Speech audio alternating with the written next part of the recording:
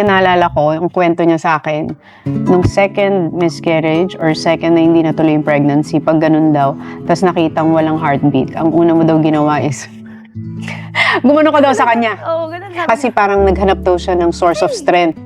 Kasi parang falling apart siya, tapos biglang pagtingin daw niya sa'yo, ang ginawa mo daw is, okay lang. Okay lang.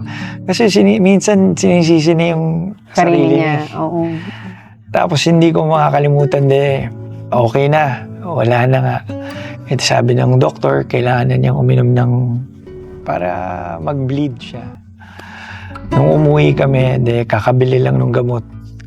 Tinatanong niya sa akin kung may chance pa ba bago inumin. Anong sinabi mo? Wala na.